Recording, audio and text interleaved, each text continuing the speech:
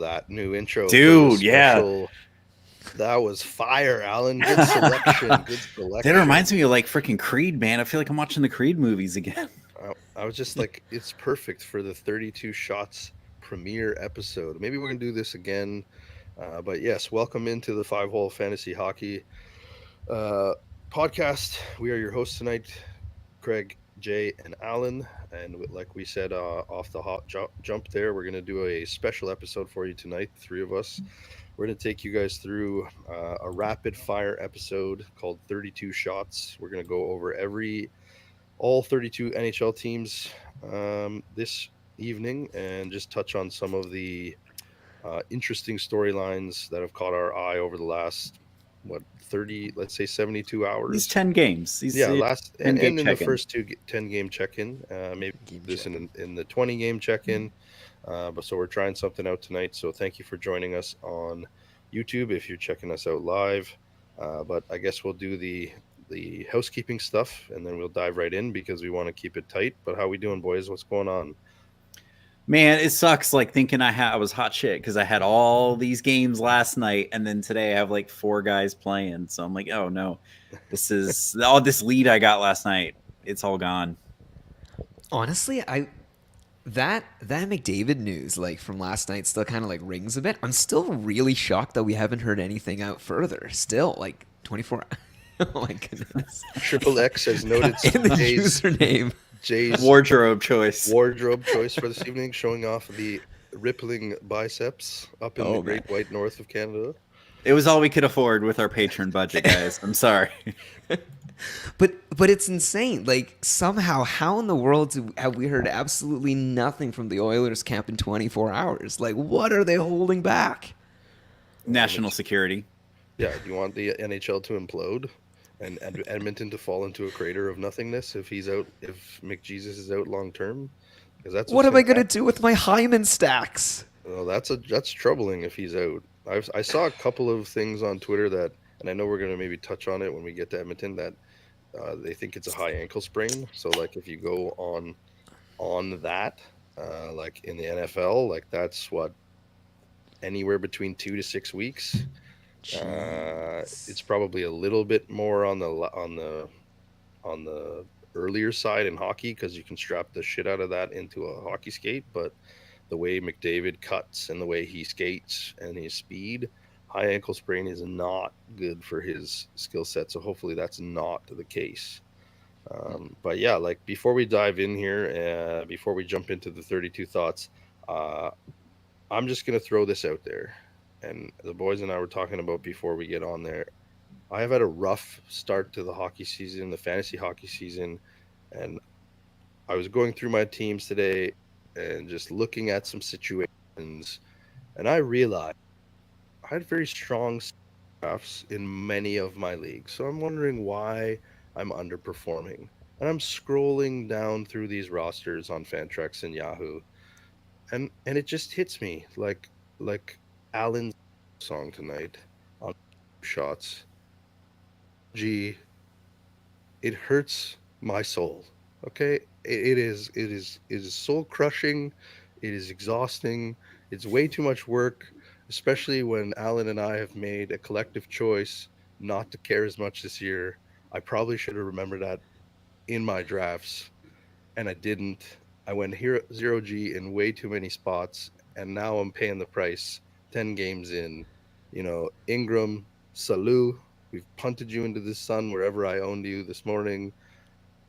Montembeau, you're getting punted tomorrow morning. I don't know what that means in those leagues. I might end up with Bloomquist or Lyon or just an empty spot on my roster or an extra D man at this point.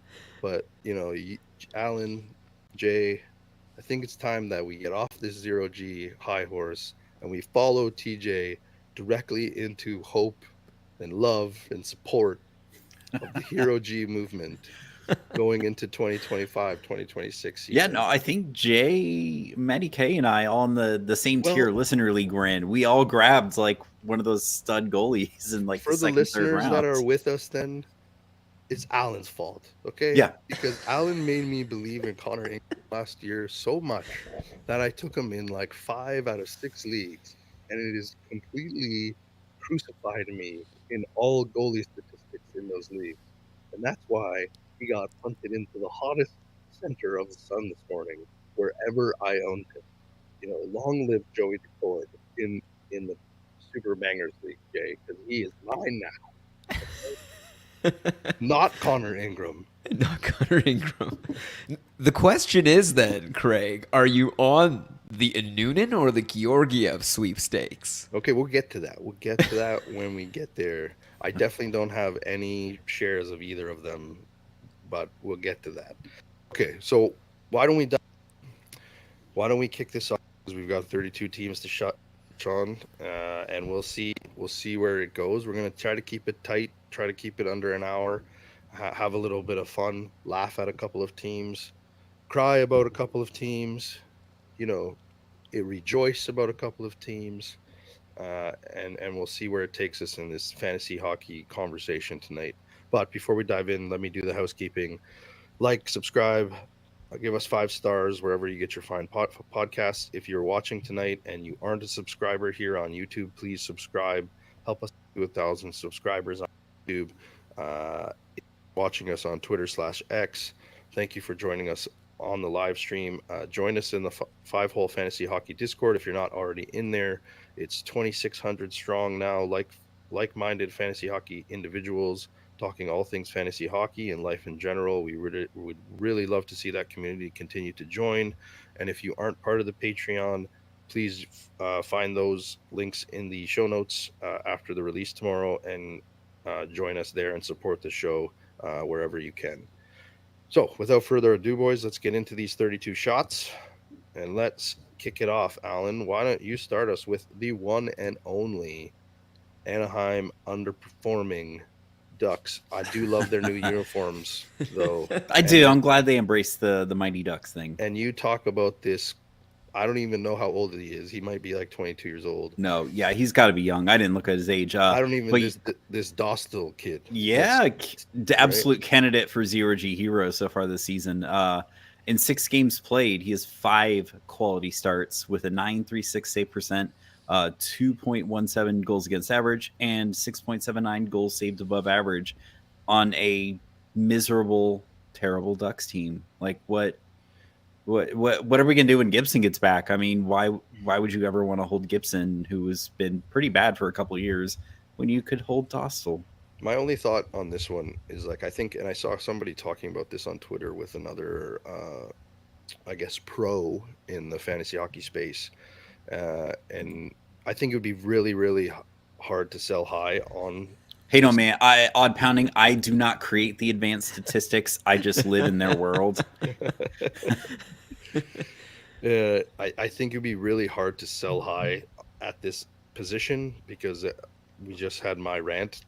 Goalies are the devil, and who knows when Dostal's going to fall off a cliff, especially with the team around him. But it'd be very also hard to say you don't keep riding this wave. I think I looked in his last, he's above average in all statistics, like you said, Alan. But I think he has also 3 wins in his last 4 starts, which is insane.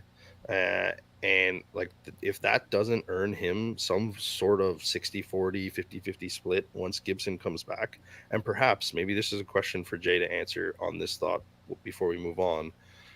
Is this the year that perhaps they have a young goalie to lean on that allows them to finally trade Gibson and get him somewhere he can win, right? Just a thought.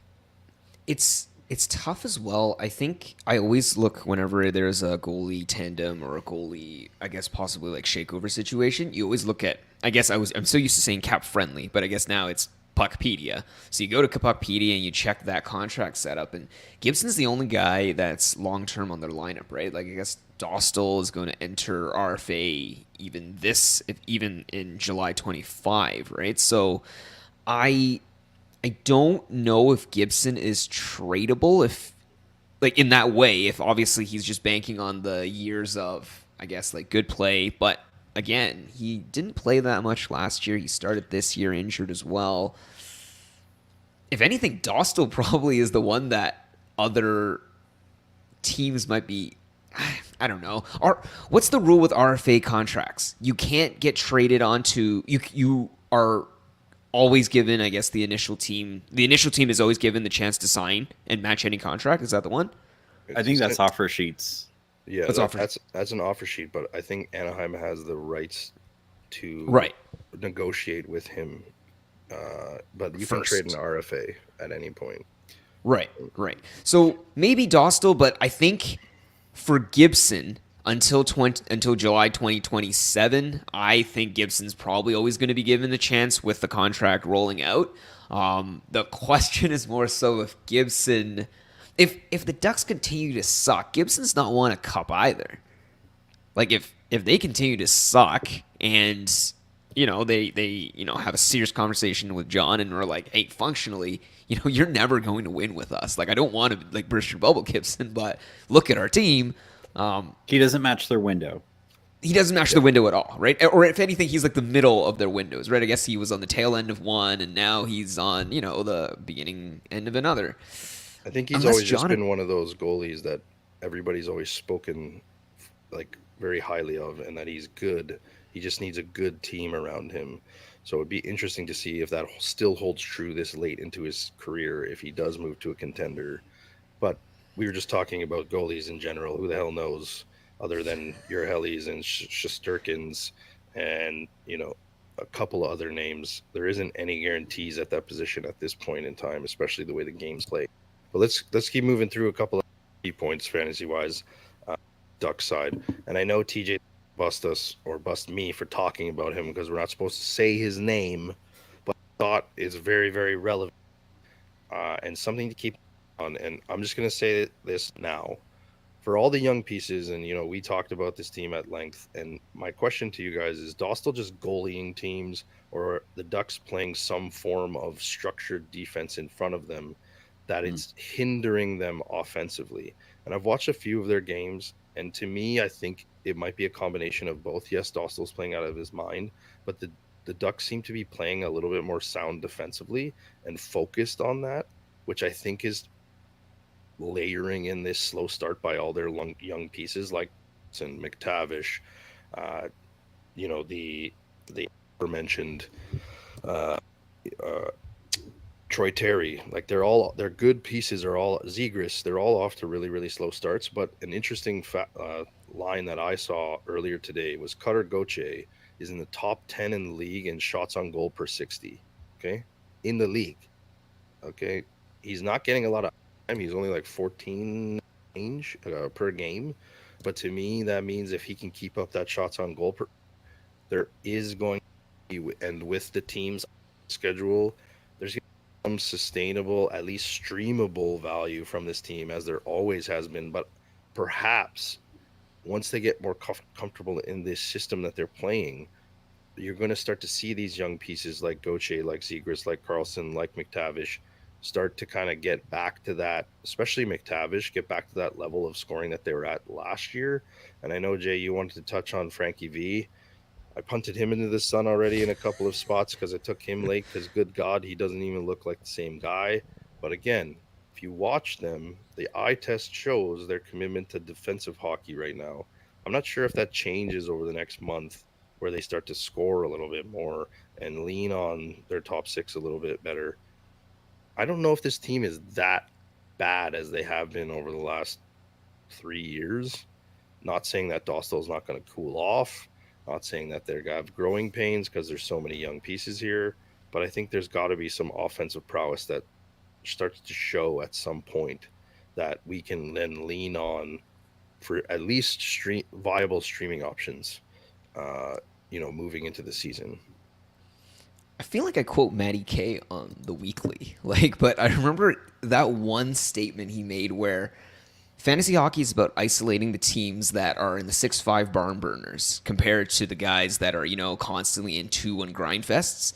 And when you look at Anaheim, I definitely see a lot of value in streaming. I think you can tank your entire season if you fall in love with any of these players and hold on to them for too long. And I think Frankie V just catapults that idea to the maximum. He had such sexy stats last year because of all the ice time he got, because of all the injuries that were there. None of that is happening this season. And all the names you just mentioned, Craig, all of those guys are younger, probably more talented, and fit the Ducks timeline way better. So Frank Vetrano, for some reason, is the highest, most owned player and most rostered guy out of everyone else. He shouldn't be. I think He's that's just a not. reflection of last year, right? So, okay, Yeah, well, let's absolutely. move on here, Yeah, and I was like 15 minutes. We've done one team. We gotta we got to go. start. We got to start going. I'm gonna leave my Boston thought as this because I was looking at our notes here just about what to put in. Is Boston other than David Pasternak because we know what he is? Are they the most boring fantasy hockey team this year? There might Except not for be maybe that any. fourth line. There might not be anybody Yeah. other than their bangers fourth line, David Pasternak, and perhaps McAvoy is not a good fantasy hockey defenseman. He's just a good real life defenseman. That's my thought on Boston. They just might be super boring if you don't have pasta for fantasy hockey. Like that, I don't see a lot of value there. Like, is anybody gonna break 60 points in their top six other than pasta? Like Craig, our super bangers league, right? We give points for everything. I feel like you sniff and you get some extra points in that league. And you see the rankings and it's like 40, 43, 87, and then it drops to like the 150s. None of these guys are even borderline rosterable if you're just saying like production. Absolutely. I think maybe Elias Lindholm, like but like aside from that, I don't even know. Yeah, but he's coming off a year. He's been bad for years. Like, is he even good anymore? If Yeah. Pasta can't elevate his, like, who he might be bad, right? Like, he might be a Hubador, Hubie light man. Like, he just might be bad. And like, it looks like Coyle and Zaka and these guys that were at least half decent for runs last year. They don't look like they're doing their role, and that's about it, right? All right, Alan, hit us with Buffalo, baby. Let's go. Yeah. Well, it looks like Jay ran with or one of you ran with what I started there. That JJ Tage Tuck line is one of the leaders in goals per 60 as of this chart was on Reddit like a couple days ago. I think looks like yeah, they're second behind that Boston fourth line. JJ is still only 37% owned. Great shots on goal. 30 goal floor for this guy, maybe. Hey, Darlene, you want to wake up? And thanks, Tage, for not doing this last year. Really appreciate it. Had So you I on a bunch of teams I and you were freaking trash tried to last buy year. low a few days ago on Darlene because I saw a report that the coach said he was working through an That injury. injury and he was about to come out of it. So I'm like, oh sweet, let me see if I can buy low before he gets back to 100%. But no Look, bite. I think Buffalo is showing what they should have shown last year, and I think there's definitely going to be some solid uptick in the offensive ability, especially of that power play unit. It'll be interesting to see it if Tuck can get going. I know he's skating on the second line. Paterka, huge shots on goal rate, doesn't do much else. If you're in a points only league, I think he's great. He should be more highly owned if there's points leagues out there that he's not owned in. Bangers leagues, it's a little bit harder to hold on him if he's not red hot. So right now would be a good time to hold on him. Jay, what do you got? I think Paterka's a sell high. He's currently shooting 28%. Career average is 12%. You wanna he's not even shooting 2 shots a game. He's unless he ups that shot rate significantly, he's not going to score at 28% all season. Sell high on Paterka. All right, hit me, Alan. The Calgary. most overperforming team in the I NHL. know, and man, this feels like what we thought Nashville was going to be last year. It's like Why can't this be they're going to be Utah right now? terrible, but somehow they are even with dropping three in a row. They're 5-3-1, and on the backs of their tandem, Vladar and Wolf, who seem to be getting a pure 1-1 split, just like Olmark and Swayman in Boston. But Wolf's been the better goalie so far. He's got a 9.24 save percentage and a 2.74 goals against so far on the season. Yeah, I think Wolf is definitely the guy you want to target from a streaming perspective. Like if they've got a plus matchup at home, he's looked really, really good too. That teams look better at home as well. If I'm not mistaken, there are 3 losses in a row. I think we're all on the road.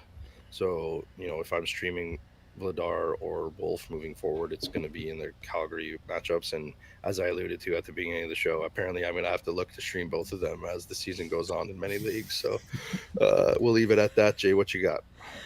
It's the tale of the two defenders, right? This entire roster is streamable. Aside from Uyghur and Anderson, they're already taken everywhere. Maybe Kadri. So yeah, just make sure you click back to Calgary, especially for the goalie tandems and especially to target stream all those guys when they're heavy, playing heavy nights. But aside from that, yeah, this team will kill you if you fall in love with any of the non-two defenders, maybe Kadri players, and hold them on your roster for too long.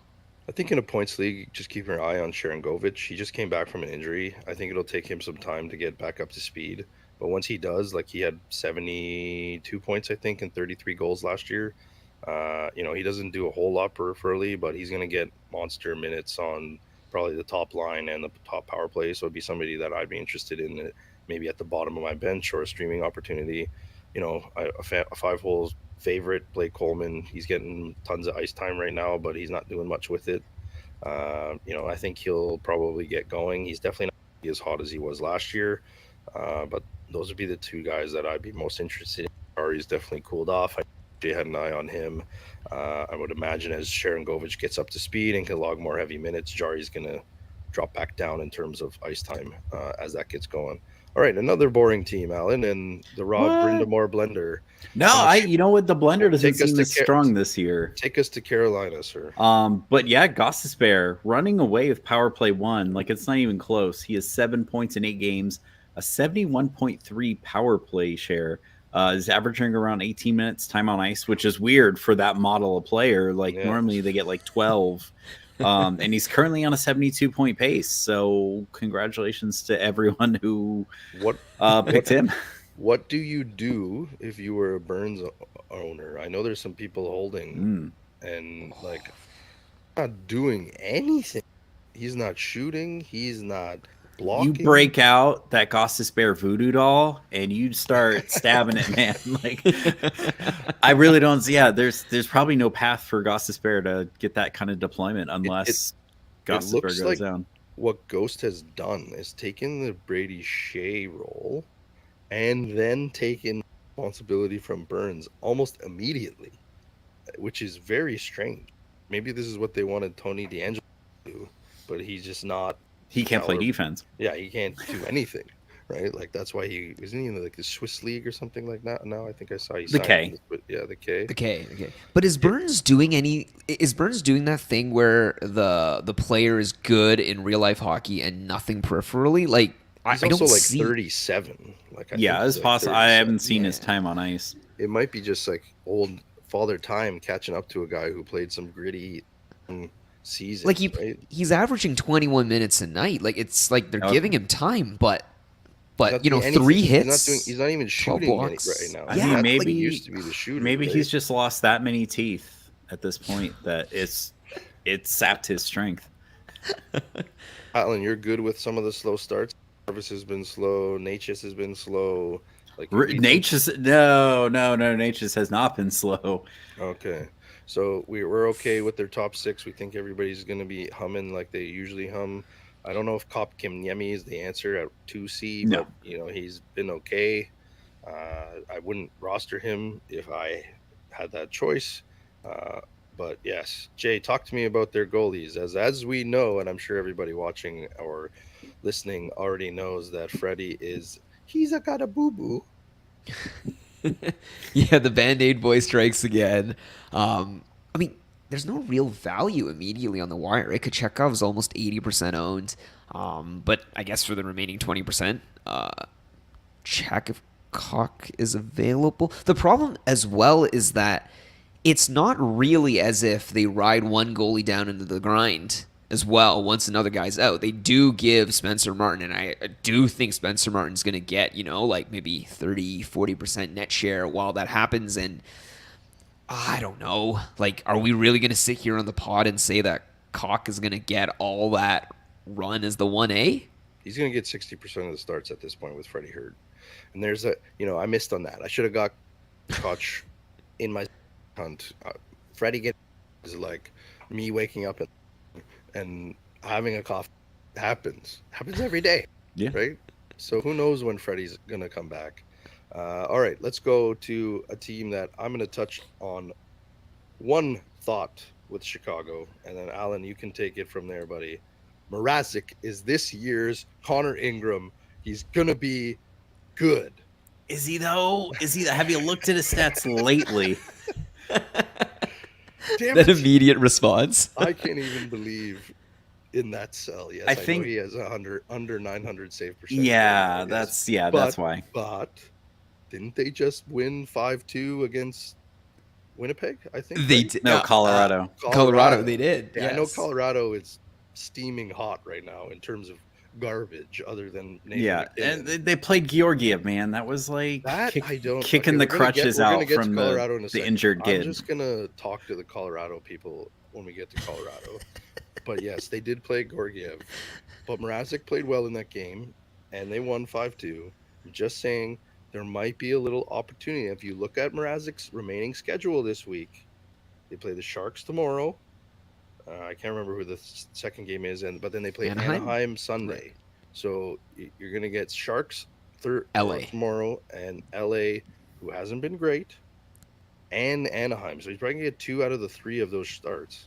He's a viable streamer this week, I think, the Mrazek man. But take me through some other thoughts you had on Chicago, Alan. Go ahead. Yeah, just that it really looks like Turbo, Teuvo Teravainen's stapled to that top line with Bedard. So if you don't already have him, if he's available, probably a guy you want to look at. But right now, it looks like Kurashev is the newest guy they're trying out on the left wing there. Turbo's good, look good, man. Like I think he's looked like kind of rejuvenated a little bit. I don't know if he was just like mad at Rob the Bod or what was going on in Carolina, but like, or maybe he was healthy. He looks like of old, so it'd be interesting to see with that, you know, with that affiliation with Bedard for the whole season. What happens there? Can he get back to that point player he once was? My only other thought here before Jay gives his two for Chicago was Nick looks like he's finally fully healthy as an older vet. They use him all over the lineup. He moves between all top 3 lines. He's still stapled to power play 1. He does a little bit of everything. He's also started off real hot. He hits, he a little bit. He's even decent in face-off leagues because he's that secondary option when he is on the ice, and he's not actually bad on the dot.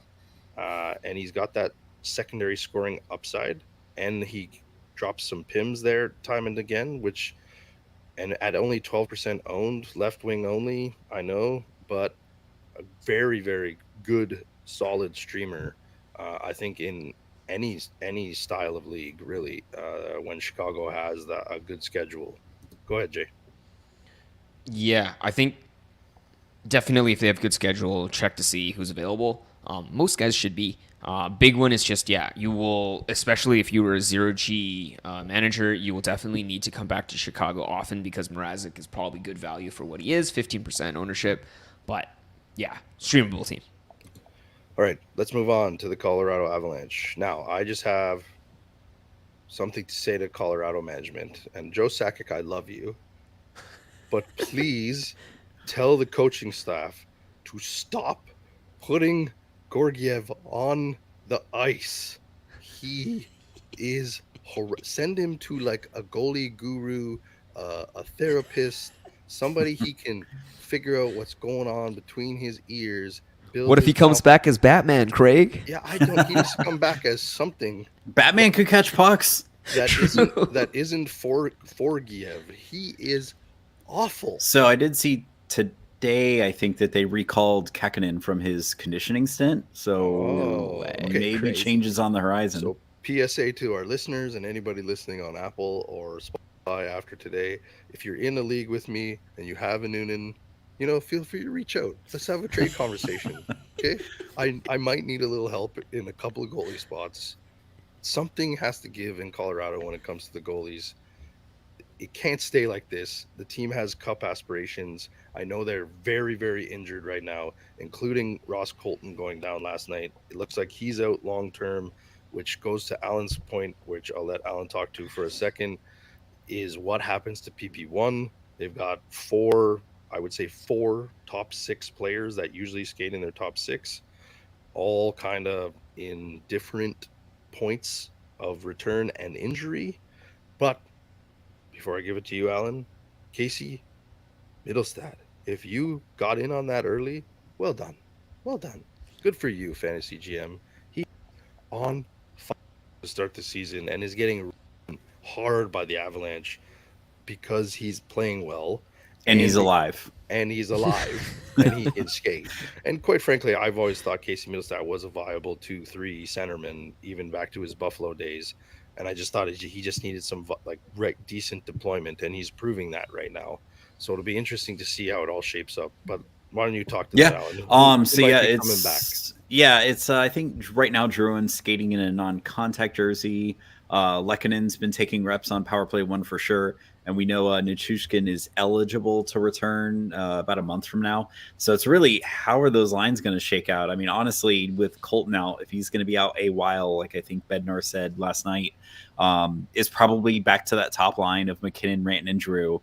And then maybe once Lekkonen and Chushkin come back, maybe they run middle stat between Lekkonen and Nuke. That seems like a decent top six. Why do they love Druin so much? Why? I don't know, Why? man. It's because he's buddies with McKinnon, I know, and they played in junior together. He's not good. He's not good. No, he should be putting up like well over 60, 65 points. Yeah. He just doesn't. I would rather see Colton on that wing when he comes back from his foot injury than see Drew. And maybe that's what they do there too. Who knows, man? It's gonna be something to watch for sure. All right, Jay, what you got for Colorado, man? Just to remember, I guess there are so many Georgiev defenders right there, and I just want to mention out that all things equal, you want to think of three things basically for a goalie. You want a goalie who is as good as possible, on as cheap a contract as possible, for as long a duration as possible, right? All things equal, you'd want a guy on 1 cent, or actually, that's not even minimum. What's the minimum? I guess the minimum's like 1 million. Sure, you want a guy on 1 million for 8 years, and you want him to be Marty Brodeur number 2. If you look at all three factors, Georgiev is none of them. He is their most expensive goalie. He's a UFA in the upcoming summer, and he's playing horrendously. And he's never gotten them. Actually, he got them 1 win. So he's not responsible for their points that they're picking up. So all things equal, the arguments for Georgiev, it's not that they can't happen. It's not that he can't play his way back in, but the arguments to keep him no matter what, hell, high water, are not there. So I would say for skating directly to the path of playing in the KHL with Tony DeAngelo next year. He ain't getting an NHL contract if he keeps playing like this. And if I'm the Avs, I'm putting him in the press box when Kakkonen gets there, and he can sit there till he figures out his life because he is awful. All right, Columbus Blue Jackets. Before you take over, Alan, my only thought. I thought it was going to be a team. Papa Boone goes down again, crushing my soul.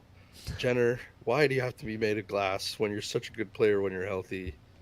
But then this team just keeps sucking me back in, and it's you, you both. It's your fault. The Monahanessance from last year.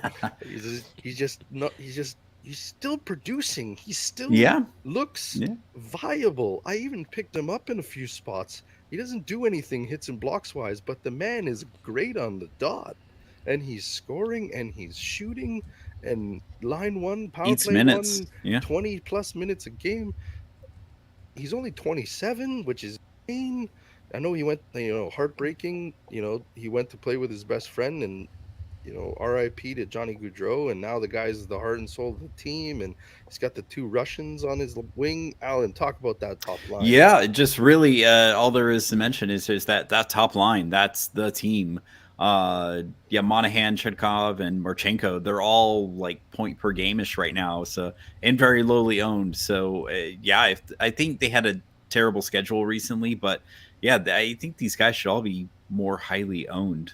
Yeah, what is his name? Chankov, 24% owned. He's dual eligible. Oh, no, he's only right wing. Sorry, no, dual eligible now. He just got left wing, so he's dual eligible now. Monahan only 19% owned. The only thing that hurts Monahan, like I said, he can't help you in a league. He doesn't do much there. But in a points league, I would roll over Monahan if I need center help. He is only center eligible. He's only 19% owned. Marchenko, you guys know from last year, a favorite of mine. I think he just needs more opportunity, and he's getting it. He's only 21% owned. He is only right wing. He's on a 25 goal again. And the key here for Marchenko, his shots on goal rate are still high. Granted, he didn't have any shots on goal last night, but he had 3 assists, I think. Uh, However, his time on ice is up 3 minutes more than last year. If he can hold that deployment, which there's no reason for him not to, because these are the 3 best players other than Fantilli. And unless Fantilli moves to the wing and bumps one of those guys off, Monahan's not giving up his line one position at this point, especially the way that he's playing and how reliable he is in the dot. And defensively, I don't see Fantilli taking a line one spot unless Monahan gets hurt. So Marchenko shouldn't lose that deployment. If that can continue, I think this, as Jay always talks about, position of scarcity on a line that's getting leaned on heavily, on a team that, for whatever reason, I just want them to be good. I don't know why. I just do. Maybe Marchenko is a little fucking diamond in the rough for everybody that needs wing help moving into the season just because of the things we just talked about. But what do you got for the Blue Jackets, Jay? Man, I don't know. Like, I basically box teams into either ors, right? Like, yes, the Blue Jackets are a streamable team because so many of the guys are underowned. I think it's just, aside from Werenski, like everyone else is like pitifully percentagely owned. But again, yeah, this is the team again. If you fall in love with any of the players and you hold them through because you're worried or anything, the Blue Jackets will sink your team. So make sure you drop them. Make sure you pick them up on the heavy nights and the heavy weeks. Make sure you drop them on the light weeks. All right, 40 minutes, and we're only at Dallas, guys. All right, Jay, go for Dallas. Another team that bores me. Robertson's off to a slow start again. Johnson's off to a slow start. Everybody thought he was going to explode this week. What else? Or not this week, this year. Hintz, boring, probably going to get hurt. What else you got, Jay? Go. Probably going to get hurt. Jeez. It's so scary that that's so true as well, unfortunately, with history. The problem with Dallas right now is that they're winning. They have no need to stack any line, any power play, anything. They pretty much go into every game 1-0, 1-0, 2-0 up, and then just kind of cruise from there.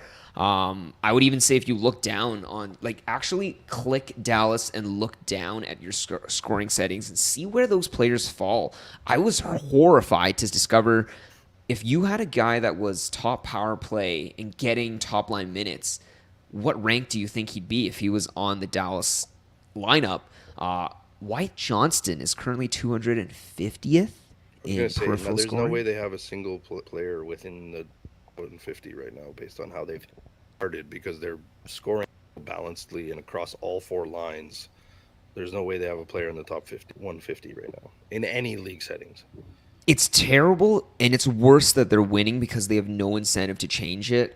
Like, reading off the names, just Tyler Seguin, Jamie Benn, Logan Stankoven, like all these guys you'd think if they were just, playing on a New Jersey or Toronto setup where they're like rolling through minutes and getting those deployments, they do amazing, amazing things.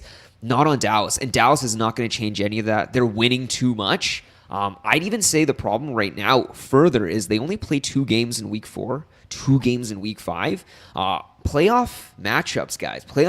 Making the playoffs is determined by winning a week or losing a week. If they're not doing anything now and they have a terrible schedule, these weeks that you lose holding on to Dallas guys for, like, I don't know, what do you call it? Like diamond handsing for potential, that could sink you. So, I don't know. I'm putting Dallas directly in the same bucket as Boston. Except Ottinger. Ottinger, yeah. Ottinger, and maybe even Swayman and Pasta aside, but in Boston, other than Swayman, Pasta, and Ottinger, boring and bad for fantasy currently. Yeah. Good NHL teams. Good NHL teams, yeah. Okay, Alan, talk to me about a team you don't like to talk about. But Detroit, yeah. Alex Lyon doing it again, man. He has been unleashed. Wants to roar again. With oh my god, I can't remember his name, but the one guy got sent to the minors because he sucks. And Talbot hasn't been great, but Lyon, man, right now he's a 939 save percentage versus Talbot's 913. He's a 205 goals against versus Talbot's 316. I mean, he has to stand on his head to get that to let that team win. But I mean, not bad if you need help there, Craig. I picked him up at a couple spots, Alan. I did. See if it lasts. Hey, just like I wrote. Oh, just like last year, yeah, you got to I ride rode him, and then the hot main for like 2.5 months, and then he cratered. But that's okay. I need him to get me out of this hole in a couple of years right now. But I just like, I don't know what it is about this team. Like, I love the Larkin, the Brinkat stack, but like, and you guys know I draft them in many spots. I love Larkin, I love the Brinkat, but like, this team should be better, and they're not. Like, it looks like another season where it's going to be every game is 5-4, 4-3, 6-4. Like, and you don't know what side they're going to be on in terms of did they win or did they lose, right? Like, I just don't. Like, they've got a pretty decent defensive core too. Like, I don't understand why they're this bad. Like, isn't JT Comfort supposed to be the solution to a defensive centerman? Like, yeah, he's not a 2C, but like, isn't that what he did in Colorado? He was their lockdown C-man when they needed a defensive hold. Like, they're just terrible defensively again. So like, I don't. That makes you happy, Alan, but I don't know, man. Like, it's just a team that I again, another one I want to be good because it's good for the East, and they're just underperforming again. it makes me question how much Stevie Y actually did for Tampa. Huh. Wow, look at that, eh? Are you saying that why is not the answer? That maybe you don't trust the Iser plan completely. Well, apparently the Sakic plan's going to shit right now too. So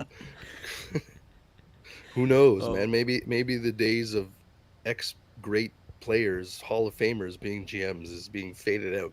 Both failing, but for different reasons. All right. Anything else about Detroit, real quick? I'm sure it's the team everyone's waiting for something on. Jay, save your breath for the next team. I know you want to talk about the next team. So, Jay, you can start by talking about Edmonton. Okay, go. We love you, Mr. Ho Travels. Hell yeah.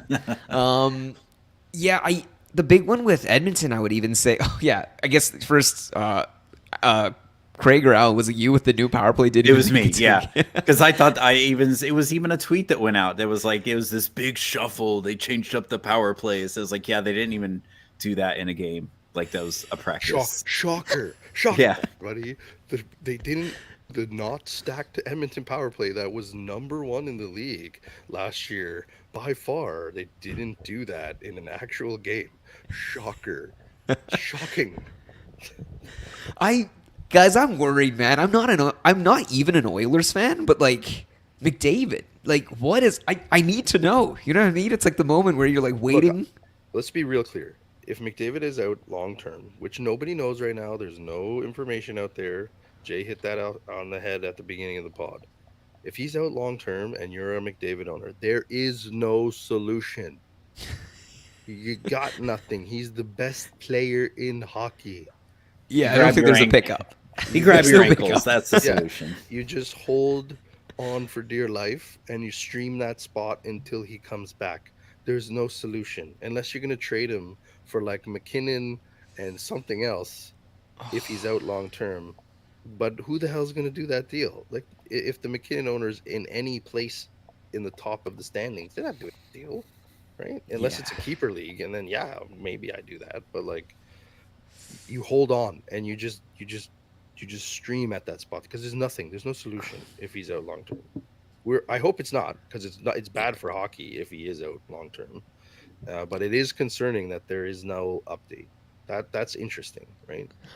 And Oilers should have signed like yeah, you know what? Okay. Yes. Don't you bash Skinner, okay? He was shit for the first 2.5 months last year, and he figured it out, okay?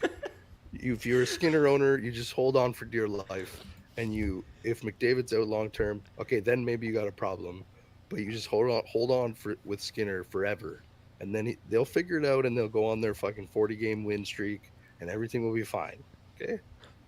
And the big issue as well is with McDavid out, like everything down that line just gets crumpled. Like I'm not saying they'll crumple away, but I'm just saying it affects Hyman. It affects Ryan Nugent-Hopkins, right? The guys that are stapled on. Those guys are valuable because of the vicinity to McDavid. Without McJesus there, I don't like. We are Leafs fans seeing what Hyman could be, and then also what Hyman was, and The only it's caveat is we don't have a Draisaitl. Okay, Draisaitl gets Connor McDavid's time on ice, deployment, all of those things. I think they'll be okay, right? If he's out for like 4 months, bigger problem. But I still say if you can buy low on Hyman, you do it. That's my opinion. one quick thing to mention for any listeners as well is okay, if you the best value in terms of ceiling with how high he's drafted and what he could produce and has shown he can produce. I think Hyman is functionally untradeable. If you trade him and he actually comes back and performs, you most likely are going to be on the worst and losing side of the trade in terms of ceiling. So the weirder question is, what would an equivalent trade or let's say acceptable risk factor trade be? And for context, one of the leagues I'm in, I don't know where we stand. I'm just going to bring this out here. Hyman, even I think this was right before the injury though, but There's been before some nutty trades in the Super Bangers League. Okay, these guys are on fantasy hockey cocaine. Okay, and they just throwing huge names at each other and like Emerald Flames. God bless you, you lunatic. Like I don't know what you're doing, but this is where Jay's going. Okay. I think it was actually Foley that was involved in the Oh, trade. I don't Foley's think it been was Emerald involved in like Flames. all three, isn't he? Hasn't He he? has I'm been pretty involved in sure. all three. But notably, the trade involved Hyman, Nugent Hopkins, and Stone. And Hyman went alone the other way. I see that as a sell high on Stone to upgrade RNH to Hyman. That's how I Okay. see that. I can Agreed. see And it. Stone I has can see cooled. it. And Stone has cooled off. Stone's What do you cool mean? enough. He's like the league leader in points. He's not cooling off anything. Well, I was trying not to laugh. I was trying not to laugh when I said that. It was more like, "Hey, I'm scratching my neck, being sarcastic." All right. Stone and his robot legs still going strong. All right, Alan, what you got for the Florida Yeah, Panthers? Florida man. I don't know what Ekblad did, if he like pissed in Bill Zito or Paul Maurice's cornflakes or what, but they hate this man. Like he just cannot get power play one time. They scratch Boquist, so I'm like, all right, sweet, it's Ekblad season. No, they call up some Latvian dude that none of us heard of until Who is a he? night or two ago. Belansky. Belansky. Yeah, Juvis Blankskis or something. And then he gets like 12 minutes and does nothing.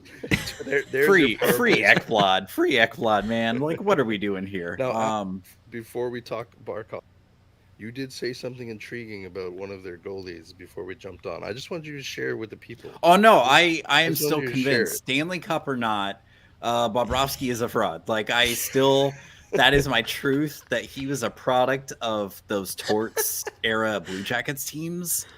Like, because he certainly ain't won Novesna since. Like, What are you saying? He's not worth his $7 million? Is that what you're saying? well, now to Florida, yes, he is worth that $10 million. He's worth the carry price money they threw at him. But if he hadn't won that cup, oh, buddy. Look, before we move on to the Kings, Barkov returned last night, which is great for your Barkov owners, but unfortunately, he seems to continue to miss time. Did hurt Lundell, who had been amazing to start the season. He was back the 3C and off power play 1, and he only got 14 minutes time on ice. He was averaging like 19 when Barkov was out. He has 12 points in 11 games. He's probably the most viable streamer on that team when they have a good schedule. I think he's dual eligible, if I'm not mistaken, center right wing. Lundell? I think he's yeah. just center. No, he's just center. I thought I saw him center right wing in a league of mine, but maybe I'm incorrect. But yeah, like he's the only viable streamer on that team when they're humming, and like because most of the other guys are going to be strongly owned. Maybe Erod, but Erod is Erod. Like you maybe get something from him in a week. You maybe get absolutely nothing. You don't know with him. He's like an enigma. He just like is there and then he's gone. Poof. And I will say credit to Blake on Apples and Genos. I agree. This gives us a data point that if Barkov goes down again, rush out and grab Lundell. Like, totally. Don't worry about Sam Bennett. If you have a deep enough, like, grab Lundell. If you have a deep enough roster, and I'm a Barkov owner, you could go in the fantasy football world and you stash Lundell? Because Barkov could miss more time. He most likely will miss more time if you have a deep enough roster to do so. I mean, do we want to grab this question in the chat Yeah, real for sure. quick? Let's Or do okay. it. Let's So do Mon it. Gasol, Raquel, Velarde, Rossi, better forward to stream next week in a 12-team points league. Only I already know. peripherals are plus minus. I'm gonna let you answer this for the three of us because I already know the answer because Rust is week to week with a lower body injury. Oh, so you're saying Raquel? Ricky Oh, Rex I is the no. answer. I'm saying Rossi. I'm saying No, Rossi. he's been okay. Minnesota is also They got 4 there. games, 2 off nights. Yeah, but Well, and he's the one playing with Kaprizov right now, who they are run. you Minnesota know is who's just letting him fraud? just run. Minnesota fraud other than Keversov. Okay, they're a fraud. That team. But they have should 4 be nights to be better. frauds. Okay, fine. Yeah. Fine. I didn't know the schedule. All right, so they win. I would go Rossi 1, Raquel 2. Yes, Velarde- NPC Velarde's Velarde 3. Yeah, NPC Velarde's just Velarde. Velarde's just skating. As Alan said, NPC. Cardio merchant. Just get this guy out of here. He's there for his lung capacity. He sucks. 4-game factor, Amon. 4-game Yeah, factor. that's Rossi is your 4-game factor there, Amon. Yeah. Definitely. I think let's move on. LA, whose game just started. Interesting of note. Who's Fiala, starting? Who's fucking starting? Riddick. God damn it! God damn it. But of note, Fiala was I should have scratched. streamed somebody else in those leagues. God Fiala damn. was scratched tonight and missed a team meeting. I thought it was. I think there was. It seemed like there was an issue with his play last game, but I guess he just missed a team meeting or something. Did you sleep in? That was I'll it? be honest. Their top 6 has been a little yucky to start the season. Like, I don't really like what I'm seeing. To start playing this new offensively minded game, and they've been so up and down consistent. I don't know if it is the new system. Like Kempe's to a okay start. Byfield hasn't done shit. Moore hasn't done shit. Fiala hasn't done shit. Now he's in the press box for missing meetings.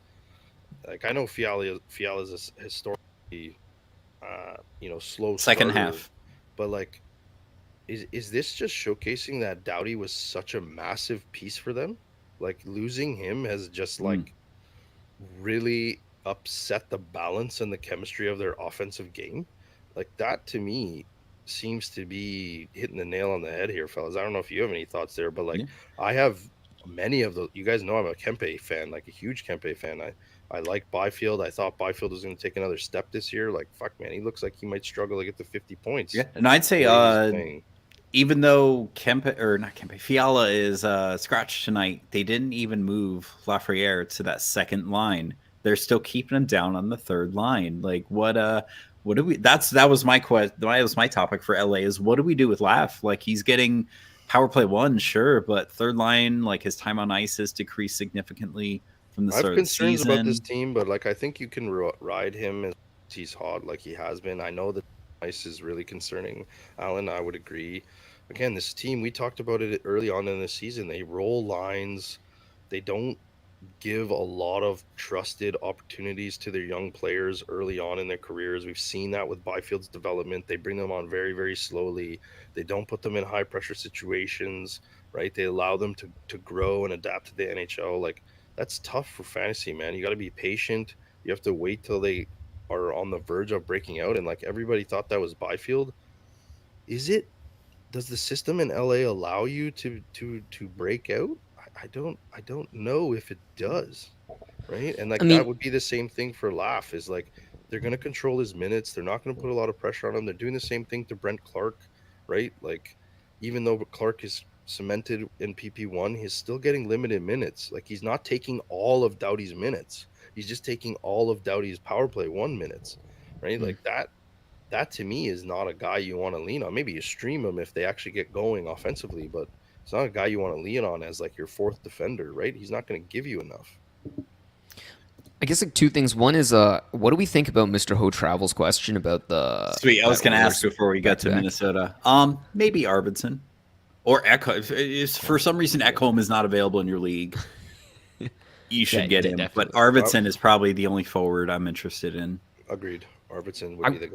Yeah. I was wondering if McDavid, obviously, Mr. Ho Travels, it really depends. I don't know if you're asking, unfortunately, if you have I guess McDavid shares, and then you're wondering because you need a guy coming back. Unfortunately, if so, that's the case. The other one is if he is out for an extended period of time, doesn't this open up more avenues for like an Adam Henrique? To try to like slide up and possibly He be would underowned. he would slide up for sure, but Yeah. Henrique's always been historically a streaky guy. Maybe he gets streaky if McDavid's out long term. Maybe you get a good Yeah, streak just out of as him, right? he's asking just Streaming as a option. streaming option. Yeah. Yeah, I would say Arvidsson. I agree with Alan. If it's just this weekend, it's Arvidsson. If McDavid misses this weekend, I Henrique think is an Henrique option as is well. possible, yeah. What's This Aman's second got? question from Maman. I feel like this is a no-brainer. He has Falk and Chikrin. Chikrin just got hurt tonight. Looking to drop one. Let's say drop Chikrin. Ooh, we Chikrin. dropped Chikrin. Yeah. Try to pick up Wallman, baby. Pick up Wallman, yeah. I got some stuff for you, Amon, on Wallman when we get to San Jose. I got some stuff. But Okay, let's keep going. Let's hit keep Minnesota. going. Go for it, Alan. Give me some. Jay and I touched on it last night, but is this? Do we think that this is Boldy's breakout season? That we finally see who we thought he was? What you're seeing, and you alluded to it earlier, they're riding the two horses, man. They should have been deploying both of them like this for 3 years. It's finally happening. Boldy and Cap are getting all the ice time, all the deployment. That's what Boldy's needed. That's what he's needed. Let's go. 75 points plus incoming. Come on. Let's go. Holy shit. He has 19 shots over the past 3 games. Yeah, man, he is peppering the net right now. What the heck? He's just following Cap, man. Cap's like, you shoot, I shoot. You shoot, I shoot. Okay, just hey, Joel Eriksson Ek, just give us the puck, man, and get the hell out the way. You don't have to shoot anymore. Just get us the. Okay. It's actually insane. It's actually Yeah, insane. crowded feel like- crease. Yeah. Gus Bus started off hot. He slowed down. Marc-Andre Fleury, I think he started 3 out of the last 4 games. Yeah, he lost tonight. He Whoop-de-doo. lost tonight. Who cares? Again, their team is kind of boring. No, they won tonight. Oh, they won tonight? Or wait, they did. Sorry, the Pens lost tonight. They came back all the way. Shocker. The Pens Yeah. lost again. Shocker. And they blew a 2-0 lead. Shocker. Weird. The Pens have. Hey, Pens, maybe you should go get Gorgiev. Maybe that will help you. Maybe he needs a change of scenery. That might help that team. All right. Go. Hit me. Montreal, if you have Montembeault, kiss him goodbye. I'm punting on in the morning. This team, he's a goalie. He's going to be with Canada in 4 Nations Cup or whatever the hell that is coming up. I don't know if he's going to be the starter. That team is horrendous in front of him. They're very, very young. They're trying to learn a system that St. Louis is teaching them. They really only have one line plus a couple of defensemen. There's going to be a ton of mistakes, ton of opportunities. Jay, you can tell that crazy fucking stat in terms of how many shots they're facing per game. Montembeault is no longer going to be on my roster. He shouldn't be on yours. Maybe you can stream him if he gets a little on a hot streak like he was on last year, but he was way better at home than he was on the road. I love you, Monty. I'll see you in the 4 Nations Cup. Ingram and Monty just crushing my soul to start the season in 10 games. Ugh. Literally picking up Monty shares like everywhere after that first game. I was like, oh my God, like he had a 41 save shutout. And the problem is, if you average out the games that Montreal's played since, they've had 40 shots conceded every single game. They've let the other team take 400 shots in the 10 games they've played. Now, the goalies actually have been pretty average in terms of it. Both goalies on the Habs have let in 15 goals apiece. That's still 30 goals that they've let in. And at the end of it, you look at the standings and it kind of makes sense. Like you can't let in 3 goals a night. And even if you let in 3 goals a night, I don't think you would win every one of those games, right? Like it's just you can't. Maybe 2 goals a night, you stand a chance. Like on balance of probabilities, maybe playoff times. Come on, man. Like, is this the worst? Like, is that stat the worst? Like, there can't be that many other teams that have let 400 shots in 10 games. Yeah, probably That's not. crazy. Maybe what's happening in Colorado. Yeah, But- actually, maybe. On a positive note for Montreal before we move on, so he came back tonight from his shoulder injury. He's right back into his line 1 in one slot. Love the kid. Hits, blocks, shoots. Probably going to be around, if he can stay healthy, probably going to be around that 60 point mark. 30 goal ceiling. Playing with Caulfield and Suzuki. Love that line. That's a great young line. If you have them, Salu, activate Slavkov if you still have him. He's going to contribute to any fantasy lineup out there. All right, let's move on. Nashville Predators, shocker. Their new players are off to slow starts. This happens all the goddamn time. I don't know if you guys have any other thoughts on this. You hold on Marsh. You hold on Stammer. Yeah. Don't be crazy. Don't do anything dumb unless it's like an equal for equal trade. They're going to be fine. They're going to come out of this. Yossi, they're all getting used to playing with each other. Okay, that's why they put Nyquist back with Ryan O'Reilly. They had some chemistry from last year. They're trying to figure out what works. That power play is going to be disgusting once they get used to each other. Everybody just calm down. Stammer is what we know him to be, and so is Marcia. So this happens with every player on a new team, unless it's McDavid. Probably McDavid's the only one that can go to a new team Right. and just continue to be ridiculously good. But most players in this type of transition, I'm sure Alan's got some thoughts, but Stammer No. went from being the captain of a team, betrayed by a team, booted out by the team, and now he lives in Nashville, Tennessee. So there was gonna that's a big life change for him and his family. I think his family even stayed in Tampa because the kids are in school, from things that I've read. So his family's not even with him. So let's just be patient. They're gonna be fine. Yeah, no, that's pretty much it. Yeah, that's pretty much the same things we hammered home last night.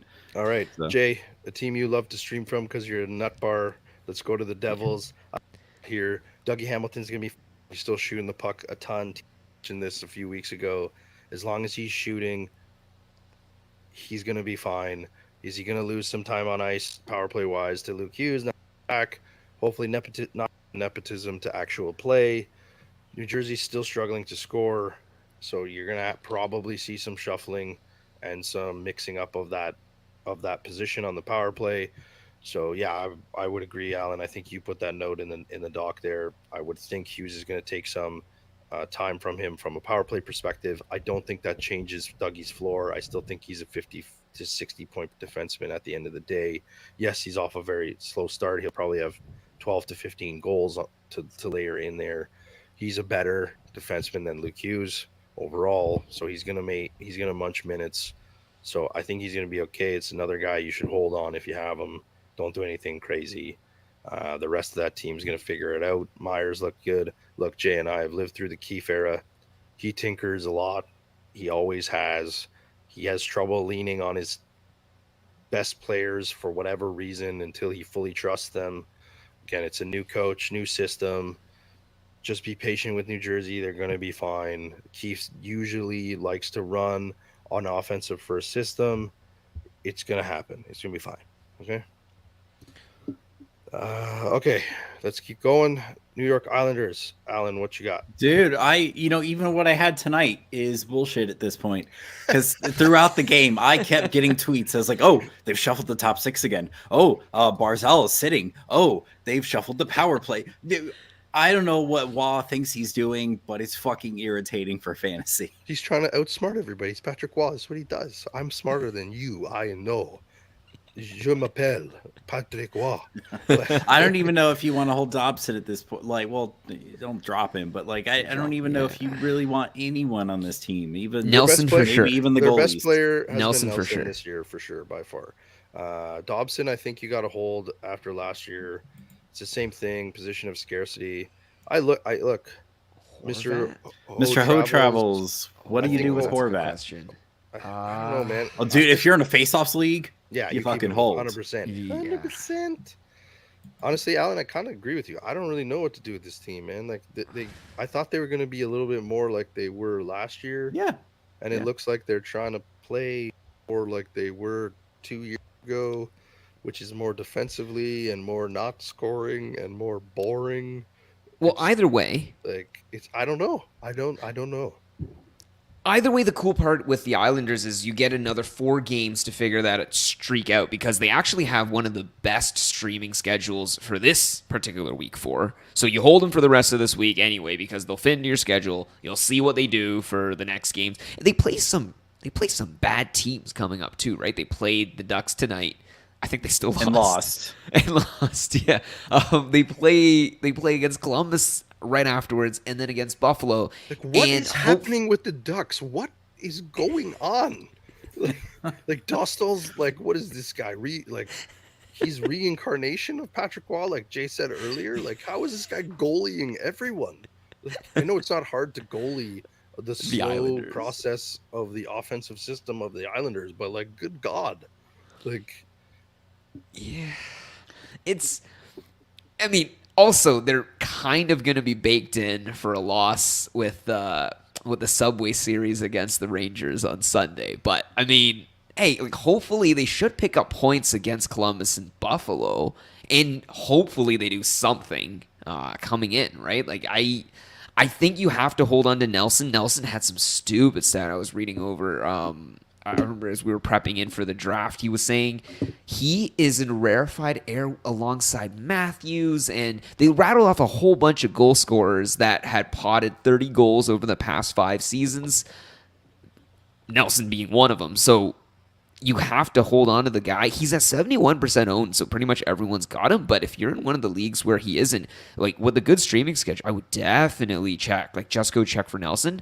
But yeah, the Islanders are really hard. The Islanders have basically a bunch of slumping PP1 guys or line 1 guys, and then a bunch of lowly owned, kind of streamable, not really worthwhile PP2 or no PP guys. So I like schedule dependent. And it just happens that week 4 is a great schedule, but you know, what's week 5 even? I don't think they have a great week 5 schedule. No, they don't. They play on all heavy nights. So, drop right after the Subway Series, if not before the Subway Series on Sunday.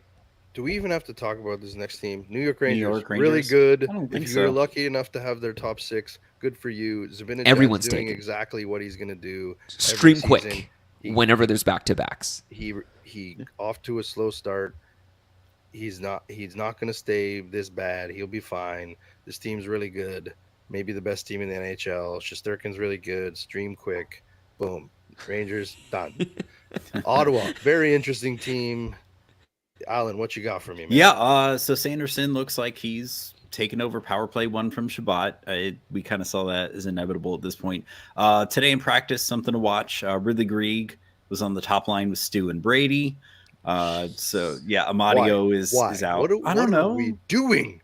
What are we doing? I'm not Like, the coach or whoever, but this is juggling this of is lines across the NHL is insanity. Like, put your best players with your best players. well, it's like not firing the rocket coaches, science. man. It's the easiest lever to shake and hope you get results. But so this It is worked. exactly why They won 8-1 tonight.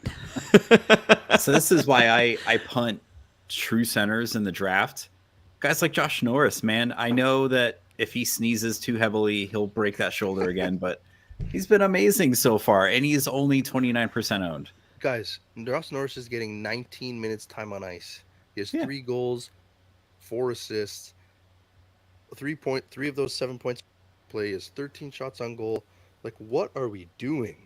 Only less than 30% owned? Like, if you have a face-offs league too, like, yes, Alan's right. If he sneezes too hard on the bench, he's going to dislocate his ribs and be out for 2 months. But right now, Josh Norris is healthy. He looks great with Batherson right now. They're clicking. They're on fire. If you don't have a spot for somebody who's this hot on your team right now, you're nuts. You're nuts. I don't know what you're smoking. I want some. Allmark looks good when he's been in. He's been hurt though. He's back. Apparently they won 8-1. Who'd they beat tonight, Jay? I didn't even see that. St. I know Louis. Shocker. I think St. Louis. Timmy Stew Yeah. had 3 points. What? Come on, St. Louis. Shocker. A team that I believe is a fraud. I said it last year. A fraud. Bennington is not your answering goal. We'll get there. All right. TJ, near and dear to your heart. Alan, what we got for Philly, man? Well, I guess most recent development, and I mean, it's sample size of one so far, so don't get too excited. But Couturier is top line now with Konechny and Michkov, which is exactly where you want to be. I don't know how long he keeps that deployment, but definitely a shit. Like, what could Coots get 3 points on that firefight with Minnesota? 5 points. 5 He got a hat points? trick and 2 Yeah, assists. I would just go check on Michikov, by the way. He's only 66% rostered. Okay. This kid is exactly what he is supposed to be. 19 minutes, 14 seconds time on ice, 4 goals, 5 assists, 9 points, 8 penalty minutes. 6 of those 9 points are on the power play, He 17 doesn't shots on goal. he doesn't do anything on the peripherals Yeah, though. but Jay, right wing, position of scarcity. He could be a 40 Goal goal scorer. scorer this year. Goal scorer, shots on goal, power play scoring right winger. Just go check in those shallower leagues, man. He should be on every roster right now. He's best player. Like, on. I know Torts is and their goaltending is atrocious. The giant freak, giant man, and our Viking friend Erison have been awful. But And then they shut out the Bruins tonight. Like, who was in that? Did Erison do that? No. I honestly don't know if the so? shutout. Or was It was that- Urson. It was Yeah? Urson. Okay. God damn. I don't know if that. goddamn goalies. What the hell is happening? Like, what is going on? But my big takeaway is I don't know if that shutout sheds a good light on either team. To be honest. I guess it goes to our It's- point. Boston is boring and maybe not that good other than pasta. And then And- Philly is Philly. They're going to be hit or miss all season depending on how they play defensively. And apparently, Erison can just post a shutout after. I think he gave up like 6 goals in his last start. Like, I don't know, like the position. It makes no sense. All right, It's here we go. really hard, especially since they are 3-6-1. Okay, I guess they only played 10 games, so obviously they would be 3-6-1 is their full record at the moment. But like they seem to be on a losing streak, right? I'm trying to like look back and try to see what their streak was prior to that. It was not pretty, right? They had lost. They've been terrible. They've been terrible, man. They had lost 5 games to start. It was atrocious. It's just you think of this team and realize that it's entirely possible looking at the standings in that Metro division, which is insanely stacked. Devils, Rangers, Caps. Wait, that doesn't sound right. Yeah. Devils, Rangers, Hurricanes. They're going to be the top 3 teams, right? They're going to put the beat down on any teams below. The Flyers could be meandering with the Pens at the bottom of the Met. I don't know if there are enough goals, for any like long-term holds for this team. just I Mitchkov. think Yeah, I think just maybe yeah. yeah. This is a streamer team.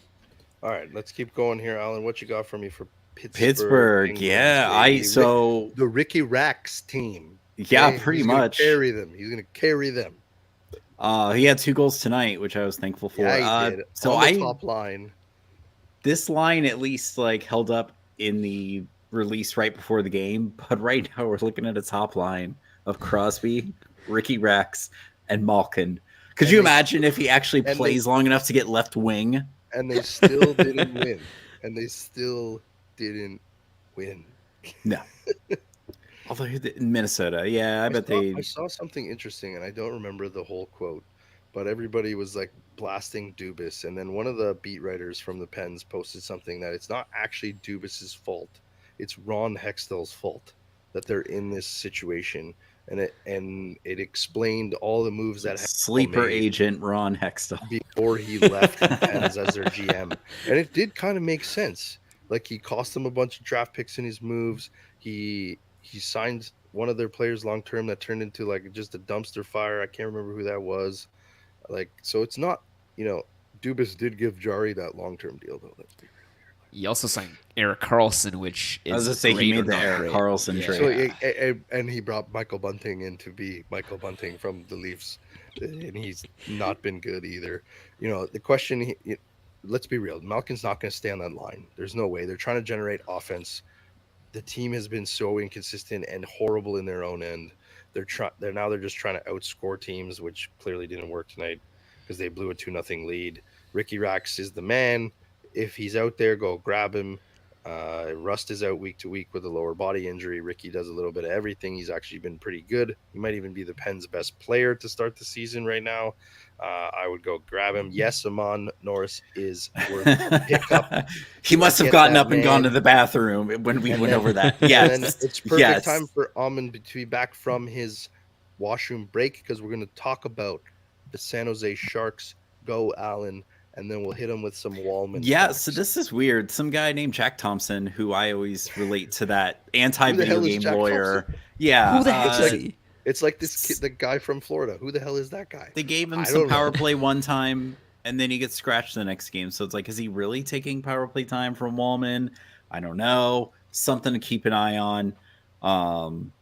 But then we got, okay, baseball. Oh, okay. World Series. All right. Yankees are up. Okay, your facts about Wallman, and everybody listening, wherever you podcast tomorrow, wherever Jack Thompson is, it doesn't matter. No. Okay? Wallman is their only defenseman of note. He is currently pacing for 237 shots, 106 hits, 140 blocks. He's chugging minutes regardless of being on the power play or not.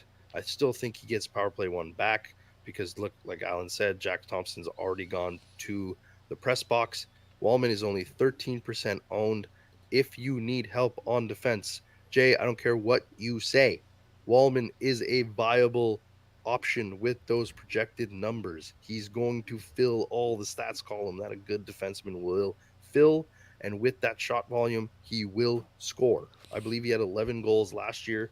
Very attainable for him this year, especially with the greater minutes that he's going to be getting, whether that's 5v5 or on the power play.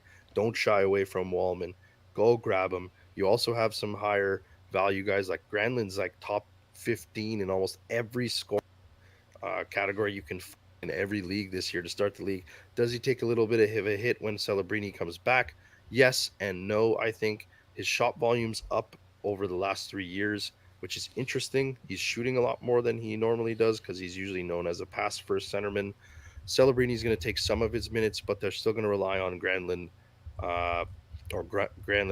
for the more responsible minutes, the high-pressure minutes. So I don't think his fall-off is going to be that significant. I still think he's going to be right around that 65-point mark like he normally has been. He could be maybe even push the 70-point floor if he can maintain some sort of production like he's exactly. Doing. Wallman had 3 assists in that comeback win against Utah. Go get him. Yes. And he does the gritty, which is hilarious. Defenseman doing the gritty. The kids love it. But yeah, I would plug in with Granlund if he's still available. You have good streaming options around him like Eklund and Zetterlund, who do a little bit of everything, also on PP1. Celebrini, it could be somebody you grab later on when he comes back from his injury. I know there's no updates there. If you got in on Toffoli is Toffoli. You're going to be around 60 points with 30 and 260 shots. So Toffoli's just, he is what he is. He maybe even push a little bit greater numbers this year just because he's going to get all the deployment. But yeah, Wallman, baby, plug in. I think right. San Jose's crazy just in terms of what they've done in terms of fantasy value. Don't touch their goalies. Their goalies are fucking horrendous. Don't touch them. Except for their goalies, yeah. Nothing in net. Yeah. And plus minus is a concern. There are some leagues that plus minus is like, I think like a swing of 2 points per plus minus. That's insane. If you play in a plus minus leagues, you're a chump. And you guys need to stand up to your commissioner and tell him to get that shit out of there. Plus minus is not real for fantasy hockey. Okay, it's stupid. Get it out of leagues. Get it out. I play in 2 leagues with plus minus. Drives me nuts. Drives me insane. I'm just thinking of those 8-1 games like tonight with Ottawa, and you're just like, oh my goodness, who could you possibly? Anyways, so the big one with San Jose is we've seen this team funnel toward top players. We've seen that with Timo. We've seen that with Erik Karlsson. We've seen that, and we're seeing it again with Granlund and all the different Lunds. Wallman as well. Wallman as well. 13%. The 3 Lunds, baby. 3 Lunds. But Wallman with this 13% ownership too, like that. I don't know if I would say, like, I don't know if I would tell any owner to be fearful about dropping him, because truthfully, You could probably drop him and then still be able to pick him up, but I would say don't drop him on like a 4 game week, you know? Like drop him on a 2 game week, have a poison pill ready for any guy taking him and losing and freely losing the coming week.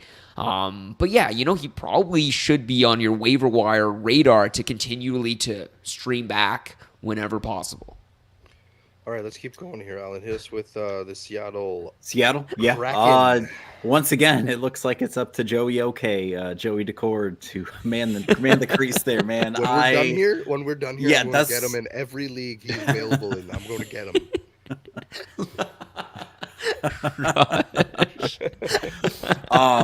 But really, the only other major point we could make, I see Jay just threw it in the notes there. Take it away, Jay. No, it's just like Seattle. There, you got all these streamable guys aside from Brandon Montour, who's at 96%. Jared McCann, obviously too. I don't remember off the top of my head what his goals were last season, but he had 39 goal season a couple years back. There you go with. Scored twice tonight, too. That sounds right. I think. Get this Evans guy out of my face, Jay. He's irrelevant. No, he's sneaky, man. He's getting power play one. If Vince Dunn's going to be out for a while and you want some help, what are we doing? Like, just lean on Montour, like Riker, Evans. Like, we just talked about 3 defensemen that are getting power play one time that I have never heard of in my life, and on 3 different teams. Look, what are we doing? When you have an Ekblad, when you have a Wallman, when you have a Montour, like what? Why? Like it's analytics. It's ruining. And it's like they had to throw money at Montour to get him. Play him. Honestly, alongside Craig and Allen, I haven't heard of Riker Evans prior to this. I was Googling him afterwards too, but he's getting some power play one share. I saw his name pop up last season, like as like a sneaky guy to watch if he got power play time. Got you. Okay. But there's other guys even to stream, right? There's 19% Eberle, 16% Beniers. It's pretty much that whole team. Yeah. Everyone is available. I know TJ is high on Bjorkstrand, but like Bjorkstrand's like one of those guys. I want him to be good. He's like one really true good. Line 3 power play 2, but he's not. That's horrible. Line 3 power play 2, and he might be your best finisher. Like, what are we doing? Like, this is okay. Let's move on. And it's another team that I don't even want to talk about because they're just an entire team of frauds, other than Justin Falk, Schwartz. Like, the rest of the St. Louis Blues. Alan, what you got for me, man? Yeah, freaking TJ. I can see Stevenson too. Yeah, he's smashed my quiet watch list guy, but Broberg, man, that guy that they got from some team, I don't know. They're probably not any good if they let some guy like Broberg go. But I don't know if he's still point per game, but God, he's someone to keep your eye on for sure. I thought there was going to be some kind of struggle at net between Binner and dropping Falk for Hofer. one in the league. I'm doing it. I'm dropping Falk because taking over for Falk. That's what's happening because clearly the Blues can't score. So, but yeah, I thought there was gonna be some kind of struggle at net, but Huffer got lit up tonight. So, I don't know. We'll see. I don't know if I want either one of those guys right now. Bennington got lit up even when he came in. That's the. I'm starting part. A new channel in the Discord tomorrow. It's just gonna be goalie therapy. So it's gonna be. It's not gonna be the goalie rage room. Yeah, no, it's not even gonna be rage. Come talk. The worst position in fantasy sports. Like it's terrible. Like once you think you got it figured out, it's gonna punch you directly in the face. I'm just kidding him on. Don't drop Justin Falk. He'll be fine. He's getting all the minutes with don't do it. Krug out. Krug out. He's gonna be fine. Does tons of peripheral stuff. Don't do it. Don't drop him. I was just making a joke. Only thing I'll say about St. Louis. If you do need help on the left wing or center or in a faceoffs league or even in a bangers league, he does have some depth with the Rob Thomas injury. Shen is still only 18% owned. He has 3 points since that injury. He hits a bit. He blocks a bit. He's good on faceoffs. He's line 1, power play 1. He's probably going to chug all those minutes that Thomas was getting because they don't have any other true, real centerman on that team. They want to keep pretending like Buchnevich is a center, and he's not. So if you do need center or left wing help and you're in a bangers league, typically Shen is a viable option there for the long term as well with the Rob Thomas ankle fracture. All right, Alan, just talk to me and Jay about your team, man. Yeah, Tampa's Everybody was worried after what, like 3 games, and then Tampa turned into Tampa. yeah. Shocker, shocker. But yeah, JJ Moser, I was excited for that acquisition, man. I was okay with letting Sergachev go. He's been good, man. Moser's been good, man. And what about Yeah, that other kid? That other kid's been good too. Geeky, one of the Yeah. Geekies. Yeah, he's now second line with Sorelli and Hagel. He just got his first goal a game or two ago. But I don't know how much stock I'd put in Moser.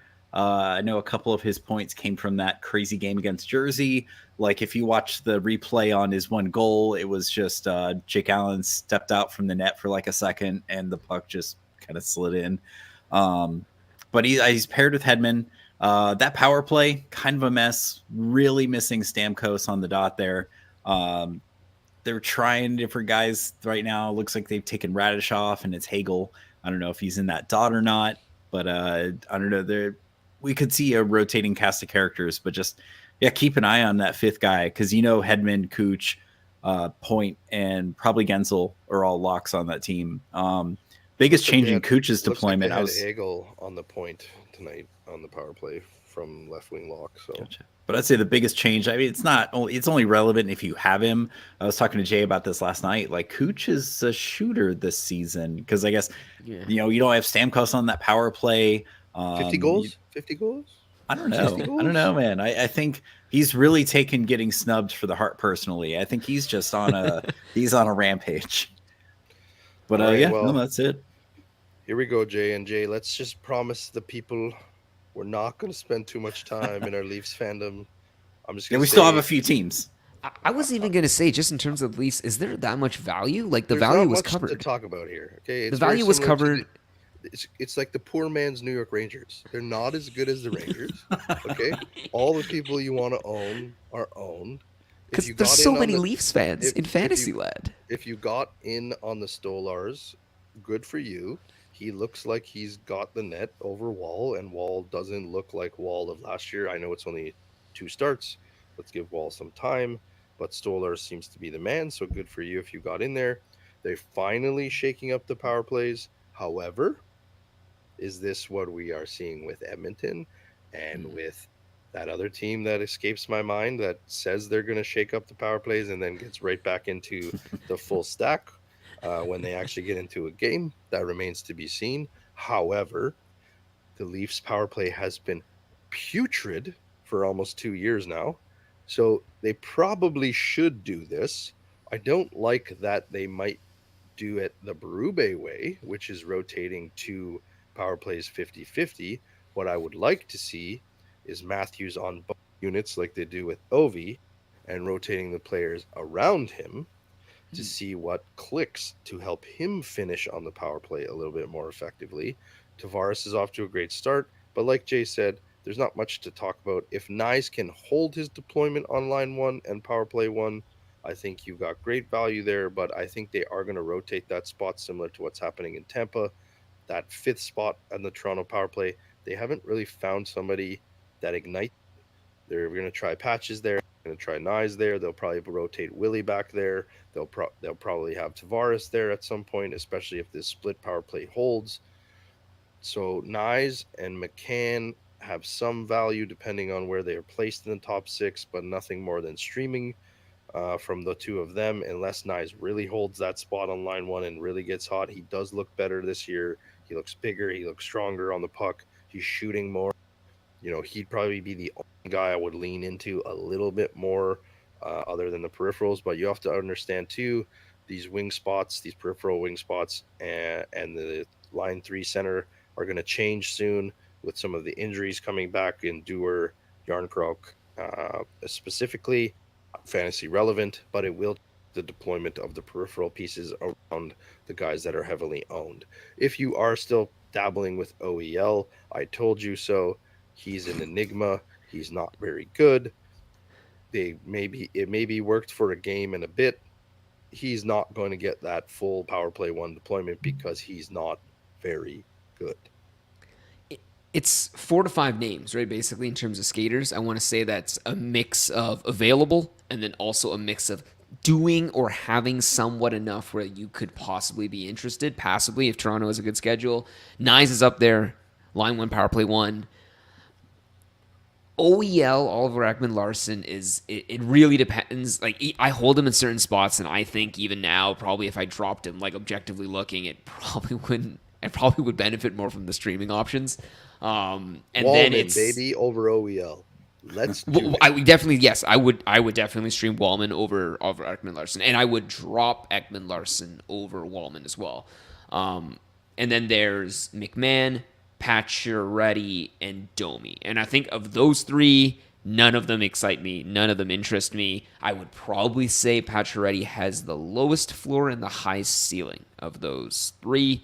Except he's And like Mark Stone. He has 2 robot feet. Oh, we've seen what Mark Stone's done with those Yeah, robot but feet with so robot far. feet. hey, Yes. what Pacioretty is missing is the robot leg and the robot spine and the robot hip. Okay, he's not full cyborg yet. Okay, like Stone is. So Stone has pure cyborg power right now. Okay, Pacioretty doesn't. He just has cyborg feet. All right, let's move on here. Uh, Go for it, Alan. On the Canucks, I have a couple of points, but I know you want to touch on Yeah, just their really goalies as I puke in my mouth. Kevin Lankinen, who Edmonton should have signed.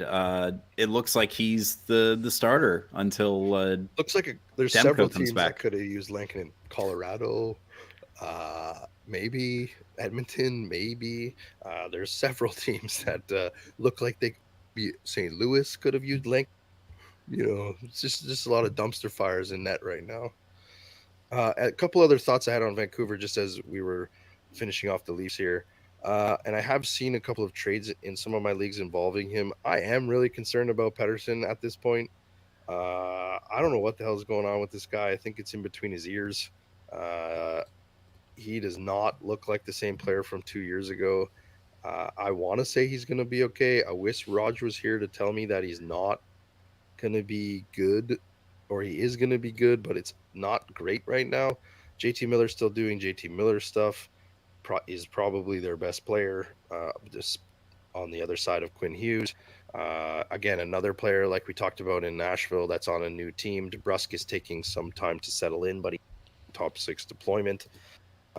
Definitely somebody I would take a look at streaming, getting 16 minutes, 30 seconds time on ice, but the rest of it's kind of gross. He only has 4 assists to start the season. Again, I would like to understand why you're playing somebody like Aresh Deep Baines with Pedersen and Garland and not somebody with higher end skill like Hoglander, DeBrusk, like anybody.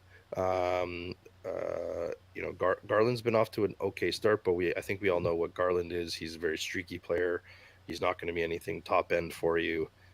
And then I don't know, man. I think I know you're trading from a position of weakness with Pedersen, but maybe you have a Vancouver Canucks fan in your league.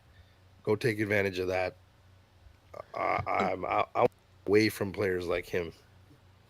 I mean, I would say too, like the problem with trading, and it was even touched back a bit when we were talking about guys like Stamkos as well, who are having like soft, like tougher starts. It's really hard to trade those guys. And when I mean trade those guys, you are never going to get the best player from that trade because inevitably at the ceiling, the best player is leaving your trade. And if they come trumps, you will also end up with the worst player in the trade at like even on the floor level because then they, roll back all the way through but no longer on your lineup. So it's one of those tough ones where I would always advise a manager to probably hold forever and see what the sunk cost is. Try to drop other guys, even if they're, like streamers that are somewhat producing, but they're streamers, right? You want to give this guy as much run as possible. But if you trade them, I don't know if you ever get that value back. I would also say I don't know if I would trade for them, like as in a buy low. Like it's pretty difficult. His team doesn't need him to score, and Alan and I talked about that last night too, where maybe he just gets that time to slowly bed in. He won't get his power play taken away, and that team just comes true. Look, a hot Patterson is incredible. Look, he got off to a shit start last year, just like this year, and then he ended up. I just looked it up as we were talking. He ended up with 89 points. So Exactly. he's a high level player that can figure his shit out, and it's probably going to happen. But it does look. It might even look uglier than last year, right? He has 4 points in 8 games to start the season, and that's with 19 minutes time on ice. Like it's just really confusing. Like everybody knows you're an elite player, but you're not playing at an elite level. Like I'm Yeah. very confused. Okay, let's move on because we're getting really close here, and we finally sped up. So let's keep this going, Alan. I like it, buddy. I like what you've done here. So you walk us through the Vegas Vegas, Golden Knights. baby. Yeah, so that Barbashev Eichel Stone line is one of the hottest lines in the league right now. They're currently ranked third in goals per Insane. 60 under that JJ Tage Tuck line. And I think all three of the, no, I think it's just Eichel and Stone are like two of the top Imagine if they seven had guys in somebody points. that was a legitimate top winger that wasn't Barbashev to play with them, what that line would be doing. What if they had Um, Marchessault? What if Marchessault is still there? what? Whoa. Well, how could they Whoa. sign him though? There's no way he'd play for them. Um, But with Olofsson out, it looks like Dorofeev is that new line or power play one guy. And it looks like he's actually taken hold of it. So I wonder if Olofsson gets that spot back, or if they just, sucks to be you. Dorofeev was an interesting guy. Like he came in really with a high shots on goal, uh, credibility, or like that's what he was known as in the KHL. He shot the puck and then was doing that in his rookie season, and then last year seemed to kind of fall off a bit because he was getting more bottom six.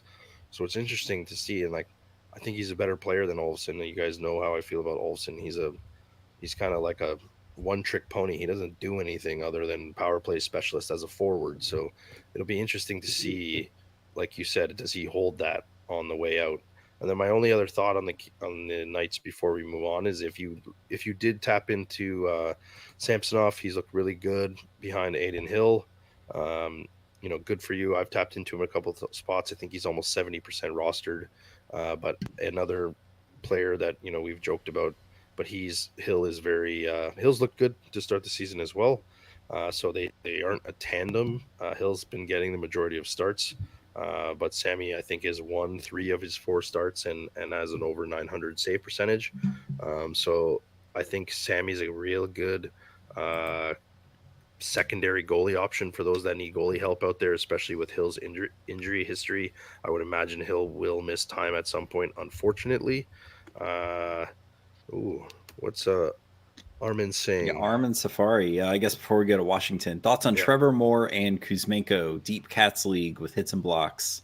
I would rather have Trevor Moore in a Cats league with hits and blocks. He's off to a slow start, but he's still shooting the puck a ton, still hitting. He's probably going to level off at some point. We talked things earlier. They're going to figure it out. They're not this inconsistent at some point. Lots of great skill there. I think they've just really felt the effects of losing their top defenseman. And I think they're going to figure it out. I definitely would go more there in a Cats league. Kuzmenko doesn't do jack shit from a hits and blocks standpoint. Very inconsistent player. As Jay said when we were talking about Calgary, Calgary may be finding the edge of their cliff at this point with losing 3 straight. Kuzi to me is a streamable guy if Calgary has a opportunistic schedule because of his deployment. But if Calgary starts to really dip, there isn't going to be much there. I think LA's trajectory will be upwards, Calgary's will be downwards.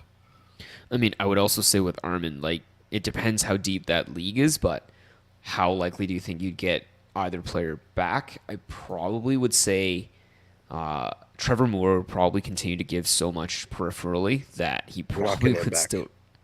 You're not getting him back if you drop him in a Yeah, deep cat league. No way. yeah, it depends on a deep cats one, but I You think will with get Kuzmenko Kuzmenko, back for I sure. think so too. Yeah, I think so too.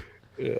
Okay, so let's do this. We're almost there, boys, in the 32 shots. Alan, what you got for me for Washington? Washington, I mean, PLD somehow stumbled into 5 points in 7 games. No. One of those games was a shutout by Tampa, so who knows if he We would have don't gotten trust him, anything. Alan. We don't No, trust him. No. I want to love No. him, but no. Did you say that? don't even when talking about this team. It's a Michael Jackson reference. It's a Michael Jackson reference. Strom could hear you. Okay. Now Yeah, I love you're me some talking Strom. about I want to love PLD when your Yeah. boy Strom is the 1C there. How dare you?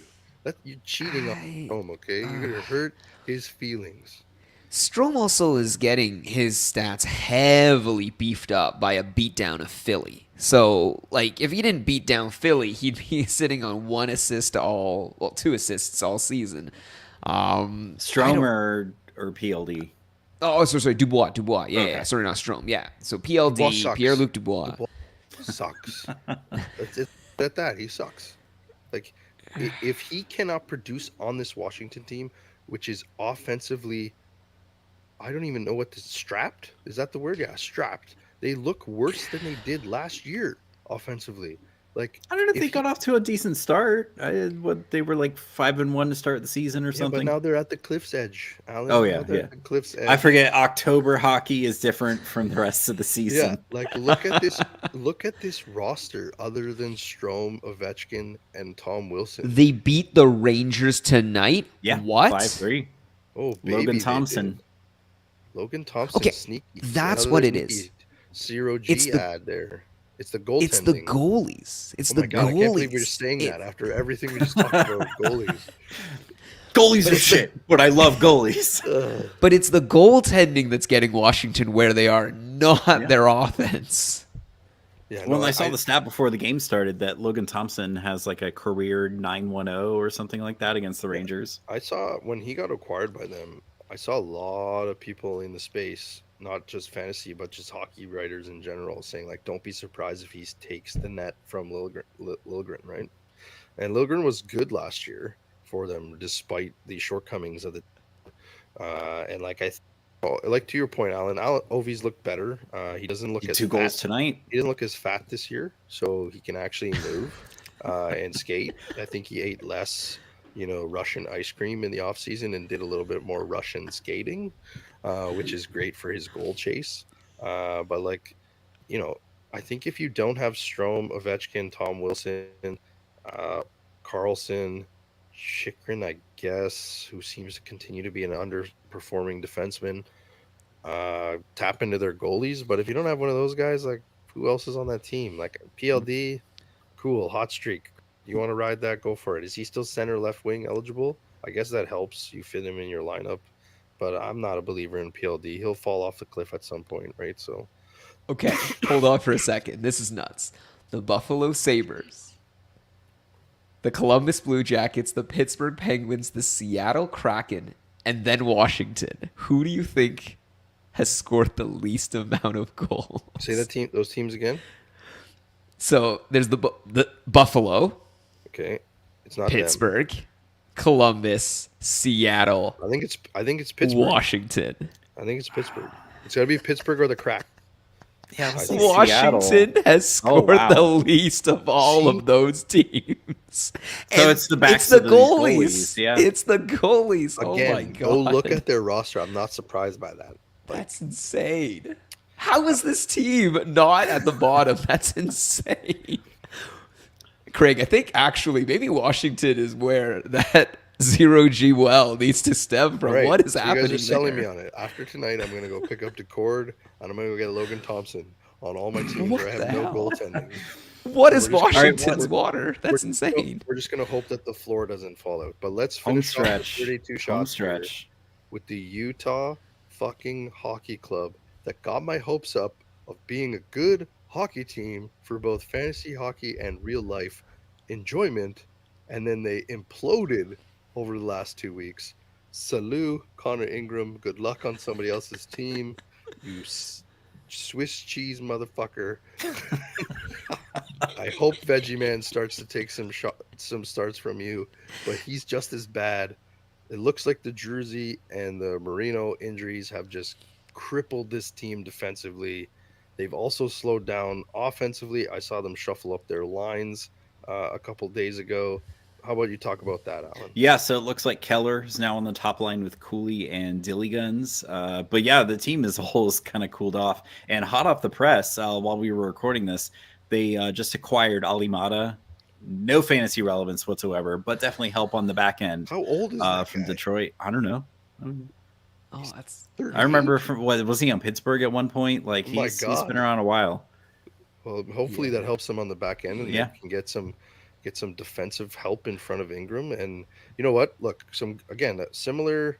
Yeah, it's not a like fantasy relevant move, but hopefully No. a team Maybe real hockey move. stabilizes them so they can get back to actually scoring goals, because Gunther's still been scoring. He slowed down a little bit, but I believe he has 2 points in their last 2 games. I think he scored last night and had an assist the game before that. You know, Hayton's slowing down is not surprising. Keller's still doing Keller things. Cooley getting line 1 deployment is very interesting, especially line sticks. I really like his upside, maybe not this year, but moving forward. Again, a really good young team. Looks like they're a little bit ahead of the Ducks. They need some defensive help. Again, the Jersey Moreno, not fantasy relevant. Really, really hurt them defensively, because they did look good in the first couple of weeks with those 2 guys healthy, but they're both Nick- out long term. So Nick Schmaltz hurt again. Schmaltz. Is he hurt again? Is that what No, you're about Nick- to tell us? Nick Schmaltz still. Oh jeez. Nick Schmaltz still without a goal. 10 games in. Oof. Yeah, but 9 assists though. 9 assists. yeah, but he's a pass first winger. He's a playmaking winger, right? Like it's kind of what he always has been. All right, any closing thoughts here, gentlemen? What do you got? I did Alan? forget one team in the notes here: Winnipeg Jets. Oh, okay. Well, But I feel like this one's easy. Like we'll free ball that shit. yeah, man. Let's like do it. Hellboy's doing Hellboy We already things. talked about Velarde going on his cardio skates. Like he's just kind of Eric Comrie. Eric Comrie, good value for Their third line. back to Their backs. third You know line what? is their third line Yeah. still doing some really good things overall. Like if you're in a deeper league, then Niederreiter, Lowry, Appleton line, they're all still producing. They're all still banging. Some good depth there on that team. They need a 2C for the love of God. I did see that Ehlers is getting some decent deployment on the power play. He just scored a power play goal the other night. I'm waiting for the rug pull though. I'll never He's believe it. He's still not getting, like strong 5-on-5 deployment, which is still the problem. So those that are Ehlers truthers, I still think you're still going to be waiting for him to, fulfill that. Could you see him fulfill that if they stop giving Velarde free skates and maybe put Ehlers on the top line on the left wing? Could that's any worse with Velarde, Nemestikov, and Perfetti? Probably not. Dylan DeMello's a nice little piece if you're looking for bangs. Hits a ton. Neil Pionk is actually doing While he's doing stuff. You want to tap into Neil Pionk while he's doing stuff. Wallman. Yeah, Neil Pionk and Wallman is similar, right? Yeah, Wallman scored. Woo! Let's go. Another reason to tap into Wallman. He's now scoring, which we just talked about, which is great. So on that, like you said, if you don't have a Connor, a Scheifele, a Morrissey, I guess an Ehlers or a Helly, like what else is here, right? You stream the third line. If you're in a deeper league, you can maybe stream Perfetti if he's on a hot streak. I wouldn't touch Nemestikov with a 10-foot pole. I still don't really want anything to do with Velarde because he's not doing anything despite his deployment. That's my thoughts on Jets. Did I miss anything, boys, before we get out of here? I think that's it. The real value, again, is there's still now only, as of Monday's results, one undefeated goalie in Winnipeg. And, I mean, hey, 1% ownership, Eric Now Comrie. Now we're putting spin on all those stats. It's like, no. They lost a game. Let's move on. All right, well, that's it from us at the 5-Hole Fantasy Hockey. We hope you enjoyed this special episode today. The 32 shots. We tried to have some fun and bring you some fresh takes from each team around the 10-game mark. We'll try to do it again around the 20-game mark, see how it goes from there. We appreciate you joining us here live on YouTube and Twitter/X. If you did so tonight, you will find this episode available to you wherever back later this week with the weekend preview and the week preview heading into the weekend when the other boys are available. We'll be back soon. Love you all. Thanks for tuning in. Like, subscribe, leave us 5 stars. We'll be back very soon. Good night, Good night, everybody. good mental health. We'll pick you up later. Hero G. Brr.